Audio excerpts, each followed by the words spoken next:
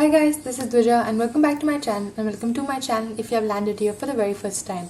If you are new to this channel, then please click the subscribe button down below and the bell icon which is just next to it so that you can get regular updates from my channel. You can also follow me on my Instagram, that is @beyondlocalgoddess, so that we can be buddies. Today we'll be reacting to Dodging Disbandment and Other Extreme Spots, a history of Dreamcatcher.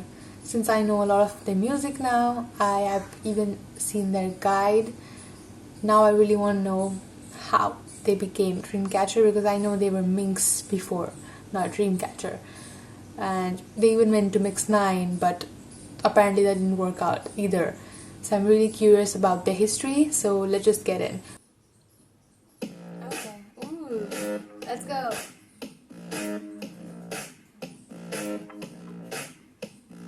Dreamcatcher has something of a wild story. I'm not 100% sure, but I think they may or may not be caught up in some cosmic duel between two ancient gods. One who wants them to succeed, and one who wants to destroy them at all costs. Dreamcatcher is a girl group under Happy Face Entertainment, and they've been around since 2014. Kind of. The group has released 6 mini-albums of reasonable success. Kind of. And they achieved their first win in September of 2019. Kind of. There's a lot to unpack about the history of Dreamcatcher, especially since they weren't even always Dreamcatcher. Over the years, the group has attracted a rather convoluted legacy, and when you look at it all laid out, there's something about Dreamcatcher that seems to be constantly dodging out of the way of danger. While there have been some touch-and-go moments regarding failure or even disbandment, Dreamcatcher seems to be doing some serious gymnastics to keep themselves in the game. Let's go back in time. August 9th, 2014. It all started in the summer of 2014 at the Oak Valley Summertime Festival. It's nighttime and the stage is dark. Overhead, the intercom announces the next performance. Lights up. 5 girls in what can only be described as pure 2014 fashion take the stage under the name Minx. They perform 3 songs, all singing and dancing and smiling at the audience. They laugh, they wave, they joke around with the audience, and everyone seems to be having a good time. And there they go, off into the evening. September 15th, 2014. About a month later, a company known as Happy Face Entertainment announced that that's their new girl group, and they're set to debut that fall. Happy Face has had a decent number of different names, but for the ease of the story, I'll be referring to them as Happy Face Entertainment or just Happy Face. A couple of things to know about them before we get into the goods. Happy Face is not the richest company, but they're very much average. They're not as rich as Woolham or Stone, but they have enough money to give their artists comebacks and promotion when the board meetings say the omens are right. Happy Face was founded by a production duo called E-Tribe. You may recognize them as the producers of a little song called G. Happy Face aren't tiny, they aren't massive. Now back to the story. September 18th, 2014. Minx debuted as a 5-member girl group with their song, Why Did You Come to My Home? The song was pop influenced by hip-hop, and the music video followed a pretty standard 2014 concept, complete with the shorts and sweaters combo and thigh-high socks. Oh, and the random shots of girls in packaging. Remember when that was a thing? The group promoted their debut for over a month, finishing off in late October. Right now, Minx look like a proper mid-2010s girl group, a baby girl's day or sister. They debuted with some pretty intense competition, including but not limited to Very Good, La Boom, Mama Moo, Lovelies, and Red Velvet. The song didn't have a mini-album, which may or may not have been the bestest idea ever, as the song didn't quite manage to chart during the quarter. But being a debut, there was room to grow, and maybe fortune would favor the bold. July 1st, 2015. Or maybe not. 10 months later, Minx released their first mini-album, Love Shake, in July of 2015. The song and music video were all about summer romance, and the whole thing resembled an appeal to the many, many cutesy, innocent concepts of summer girls looking for love. Now, we've talked about the 2015 scene before, but let's take another look at it. Oh My Girl debuted, Twice debuted, Red Velvet released their first full album, Girls' Generation released Lionheart. Both musically and visually, Love Shake didn't stick out from the pack. The whole thing was later described as a red ocean, meaning that there was absolutely no space for a concept like Minx's to stick out with everyone else in the industry. What Happy Face really wouldn't want right now is one of the most powerful groups in romance and dance genres to debut within 20 days of this comeback.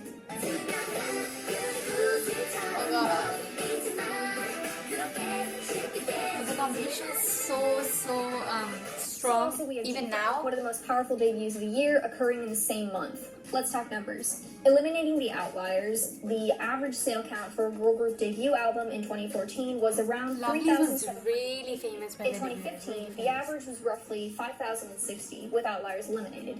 Minx's debut mini-album, Love Shake, made under 2,000 sales. That's under average for both 2015 and 2014. Not the worst, but not the best. Now, for a lot of groups, this is unfortunately a symbol of doom. It's much harder to keep yourself afloat without some form of album unless you're a big three group. By splitting off their first song from their first album by nearly a year, it looked like Minx's debut project might have caved in on itself. But the team over at Happy Face Entertainment had kind of an unconventional idea. In November of 2016, Happy Face announced that the group was going to re-debut under a new name. God. Happy Face pulled Minx from the shelf and got to work. New production design, new imagery, new sound, an entirely new instrument team was brought in. Superbomb was brought in to produce new songs. 2 new members, Gahyun and Hundong, were added to the lineup. Best. 2 months after the announcement was made, I'm pretty sure I'm going to cry in the video.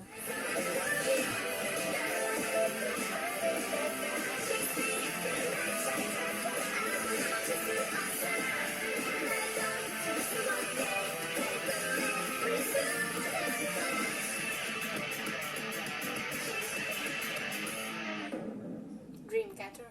the artist formerly known as Minx debuted on January 13th, 2017. They weren't the mid-2010s cheerleaders of 2014 or the summer sweethearts of 2015.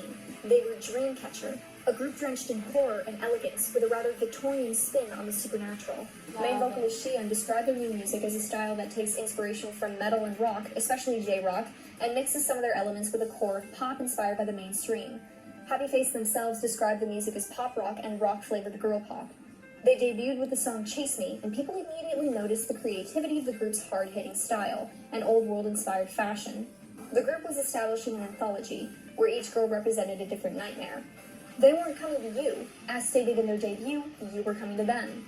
Dreamcatcher's debut single album, Nightmare, sold nearly twice as many copies as Love Shake, and Dreamcatcher debuted at number 20 on the Gaon album chart.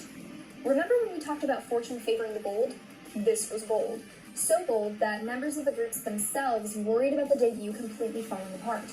However, it seemed the new style was just what the group needed to break through the waves of the market and start getting their name out there.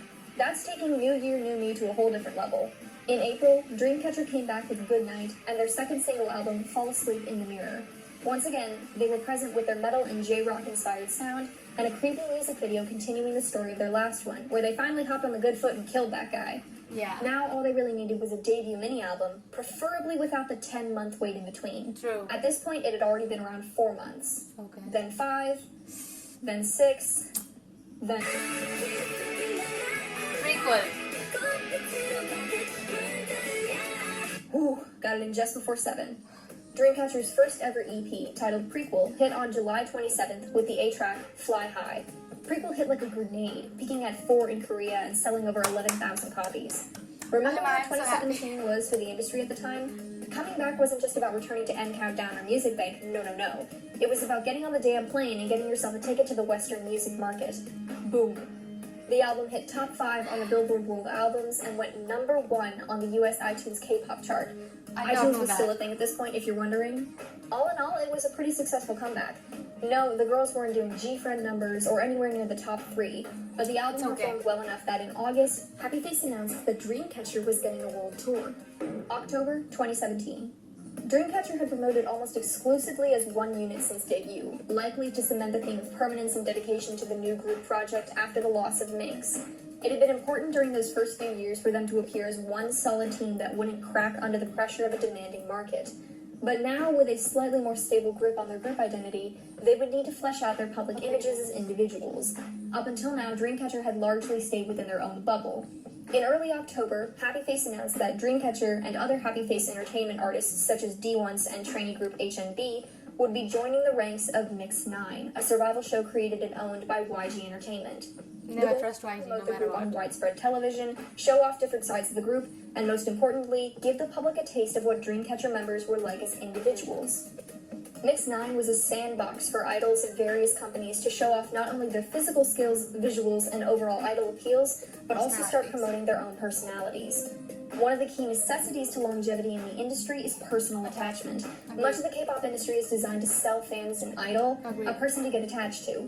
For a group like Dreamcatcher, advertising your own personalities is crucial to drawing in fans who might not know or otherwise care for your music. Fans are more likely to support a group they feel personally connected to and involved with, and this is extremely notable about girl groups in particular, which can sound pretty Machiavellian, but that's another can of worms.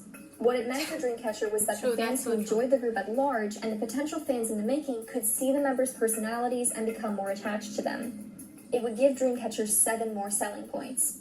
On top of that, a show like Mix 9 would, in theory, contribute to the message that Dreamcatcher were committed to impacting and succeeding in the market. By getting together idols from all over the industry to mingle with, compete against, and befriend each other, Mix 9 would, again, in theory, allow the members of Dreamcatcher to announce themselves as integrated players within the business, true competitors with skin in the game. Mix 9, like the produced series, was a unique space for seeing idols outside of their own groups and allowing fans to get to know Dreamcatcher through groups they already loved. It appealed to many fans to see their idols friends with other idols, and it was helpful for idols to hone their promotion skills with other professionals.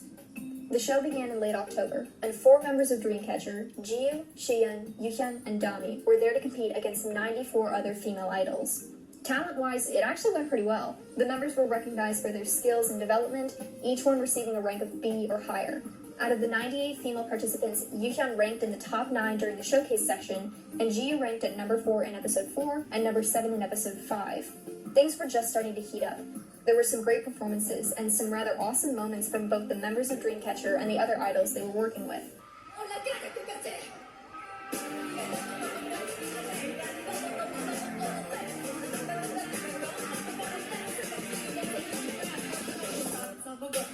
I love her voice. Joining Mix 9 would only serve to help Dreamcatcher, as long as everything went according to plan. Wow, about that. Okay. About 3/4 of the way into the show, Dreamcatcher's activities in Mix 9 came to a sudden halt. Practically out of nowhere, Dreamcatcher packed up their stuff and never returned. Happy Face released a statement saying they were officially pulling Dreamcatcher from the show, and instead, the 4 girls would rejoin the other members and participate in a tour through Brazil. It was a mixed bag, to say the least.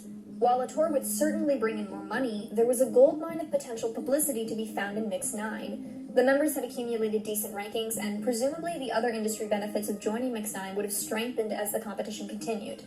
With just 6 episodes left, the decision seemed dicey. Until, well, I don't even need to tell you, do I? Thank God. Thank God. YG is... What a waste of talent. What a waste. Mix 9 flatlined and everything went kaput. Upon finishing its run in December and announcing the winning group for debut, YG Entertainment canceled the entire project. Money went down the drain, months of time spent was now wasted, and YG stock completely crashed. The companies and idols involved were screwed to high hell. For all intents and purposes, Dreamcatcher had basically sailed off the island just before the volcano exploded. Thank God. Thank God.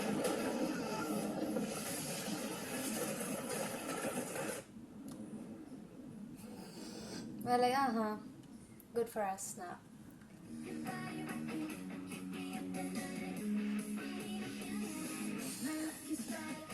So happy. Now, it's true there's no way Happy Face could have foreseen this. In fact, the idol who ranked highest in the entire show was Woo Jin-young. And 3 guesses what company he came from. Happy Face. It can't be stated enough how damaging the failure of Mix 9 was to its participants. Happy Face themselves proceeded to file a lawsuit against YG Entertainment for $10 million. I did read this. Later, Happy Face started to reveal a fuck ton of the underhanded actions done by YG during the course of the show, including but not limited to YG unfairly extended contracts management period from 4 months to 3 years, which is extremely dangerous to smaller companies. They coerced Happy Face and their artists into agreeing to the new terms under the threat of cancellation, refused to fulfill their side of the agreements by covering fees such as transportation, training, clothes, and so on, and refused to pay any of the money that was owed to Happy Face for use of songs, trainees, and other material. Happy Face described the entire process as the overuse of power by a large entertainment agency. Frankly, they always do that. Happy Face said this of the lawsuit. More than to be compensated for all the damages we have received, this is a symbolic amount filed in our hopes that Korean popular culture will progress healthily without the overuse of power by large companies. In early 2019, We would find out that Happy Face withdrew this lawsuit, and there is definitely some speculation about what went down behind closed doors. Regardless, it was a disaster. Now let's get back to Dreamcatcher. In all honesty, it seemed that Dreamcatcher had miraculously dodged a bullet and were promoting their music internationally with the Fly High World Tour. By the power of sheer dumb luck, Dreamcatcher were out promoting in the world, and by the end of the year, the world was starting to pay attention. Chase Me was included in Billboard's Best K-Pop Songs of 2017 at number 19, and the group was crowned number 3 for Billboard's Best New K-Pop Acts. Things were starting to look up, and with that, the year wrapped. I had to stop here, or else the video would have gone way too out of hand, because it's 30 minutes video. I cried a lot of times in between. I'm just an emotional person. If I see someone like putting efforts, and if their efforts are like turning well, somehow I feel it. I just do. I don't know why. I'm really crazy about those things. But if I see I just get chills and I just get emotional. That's it. That's just who I am. I'm really sorry about that.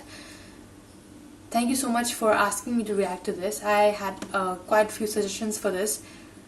I really needed to know this. I love it. I really do. Anyway, I hope you guys enjoyed, because I did. I will see you guys in my next video, the second part of this video. Ouch. The second part of this video, actually. Wow. If you have some suggestions or requests for me, then let me know in the comment section. And yeah, bye.